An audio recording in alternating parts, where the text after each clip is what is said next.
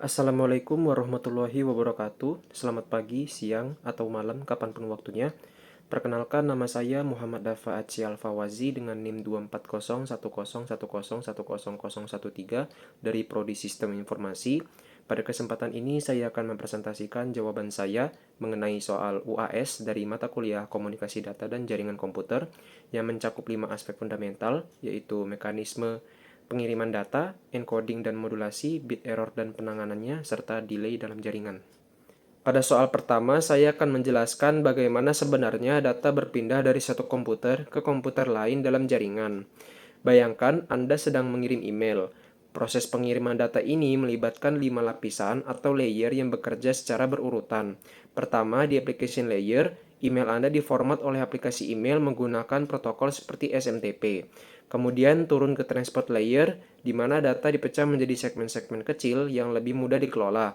Layer ini menambahkan informasi port seperti alamat apartemen yang menunjukkan aplikasi mana yang harus menerima data ini.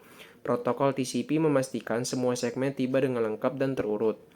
Selanjutnya di network layer, setiap segmen dibungkus menjadi paket dan ditambahkan alamat IP seperti alamat rumah lengkap.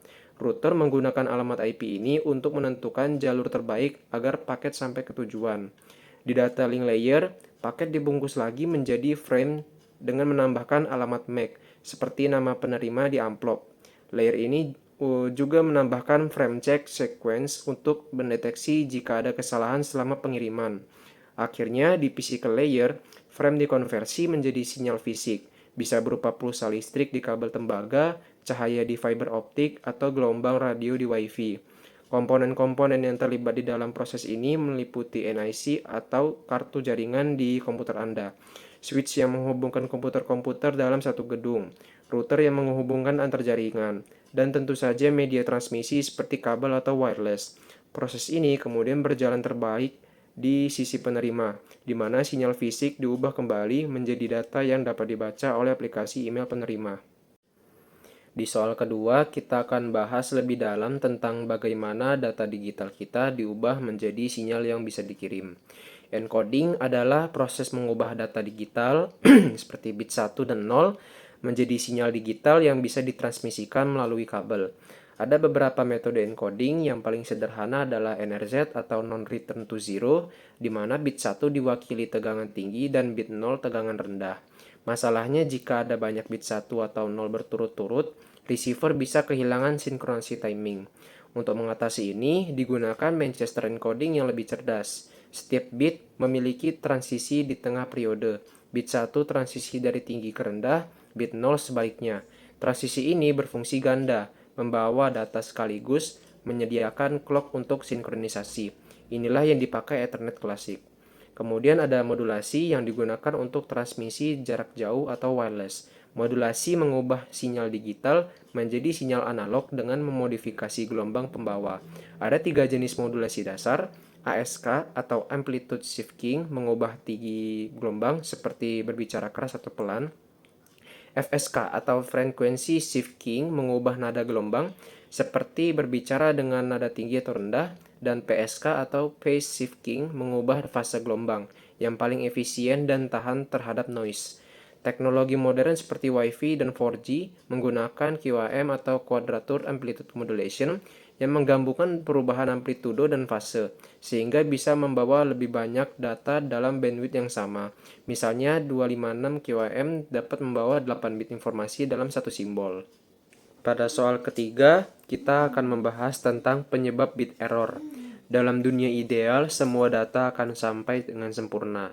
Namun kenyataannya bit error di mana bit 1 berubah jadi 0 atau sebaliknya adalah masalah nyata. Penyebab utama adalah noise atau gangguan. Ada beberapa jenis noise. Thermal noise disebabkan gerakan acak elektron dan selalu ada pada temperatur normal, seperti desis yang selalu ada di background. Ini tidak bisa dihilangkan, hanya diminimalkan. Impulse noise seperti petir atau spike listrik, tiba-tiba sangat kuat dan paling merusak untuk data digital. Bayangkan sedang berbicara kemudian tiba-tiba ada suara petir yang menggelegar. Beberapa kata pasti hilang. Crosstalk terjadi ketika sinyal dari kabel sebelah bocor ke kabel kita, seperti mendengar pembicaraan saluran telepon lain. Ini umum terjadi pada kabel yang tidak tershield dengan baik. Masalah lain adalah atenuasi atau pelemahan sinyal seiring jarak. Semakin jauh data berjalan, semakin lemah sinyalnya. Hingga akhirnya receiver kesulitan membedakan bit 1 dan 0, seperti mendengar orang berbisik dari jarak jauh. Distorsi terjadi karena komponen frekuensi berbeda berjalan dengan kecepatan berbeda, mengubah bentuk sinyal asli. Jitter adalah variasi timing yang membuat bit bergeser sedikit, yang jika akumulatif bisa menyebabkan hilangnya sinkronasi. Dalam jaringan wireless, ada masalah tambahan seperti fading, sinyal melemah karena halangan fisik, atau multipath. Sinyal tiba melalui beberapa jalur dengan waktu berbeda sehingga saling mengganggu. Di soal keempat, kita akan membahas metode meminimalkan bit error. Ada banyak teknik untuk mengatasi bit error yang dapat dikategorikan menjadi deteksi dan koreksi error. Untuk deteksi error, metode paling sederhana adalah parity check. Menambahkan satu bit ekstra sehingga jumlah bit 1 dalam data menjadi genap atau ganjil. Ini bisa mendeteksi single bit error tapi tidak bisa mendeteksi jika dua bit error terjadi bersamaan. Checksum lebih robust, data dipecah menjadi blok-blok, semua blok dijumlahkan dan hasilnya dikirim bersama data. Receiver menghitung ulang dan membandingkan, ini digunakan oleh TCP dan IP. Metode paling populer adalah CRC atau Cyclic Redundancy Check yang menggunakan operasi matematika polynomial division. CRC sangat efektif, bisa mendeteksi 99,9999% error termasuk burst errors.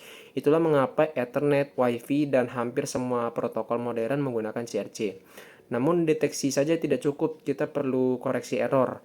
Forward Error Correction atau FEC menambahkan redundancy bits yang memungkinkan receiver mengoreksi error tanpa perlu retransmisi. Hamming code bisa mengoreksi single bit error. Reed-Solomon sangat bagus untuk burst errors, digunakan di CD, DVD, dan QR code.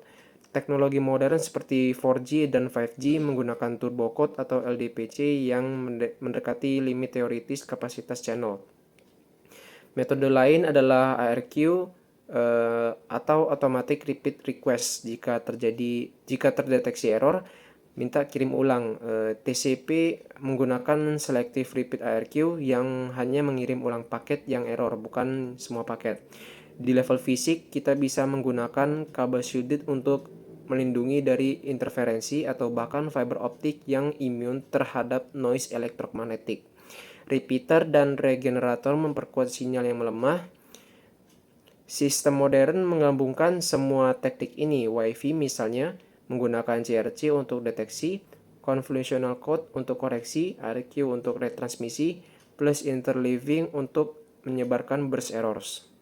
Soal kelima adalah tentang delay, waktu yang dibutuhkan data untuk sampai ke tujuan. Delay terdiri dari 4 komponen utama. Processing delay adalah waktu router memeriksa header paket dan memutuskan kemana harus dikirim. Ini seperti post office memeriksa alamat surat. Besarannya biasanya microsecond hingga milidetik, tergantung seberapa sibuk router dan seberapa kompleks routing table-nya. Queuing delay adalah waktu menunggu giliran di buffer router. Ini yang paling unpredictable, bisa 0 jika jaringan sepi atau ratusan milidetik jika jaringan penuh. Bayangkan antrian di bank, bisa langsung dilayani atau menunggu lama tergantung jam sibuk. Transmission delay adalah waktu untuk memasukkan semua bit paket ke link. Ini tergantung ukuran paket dan bandwidth link.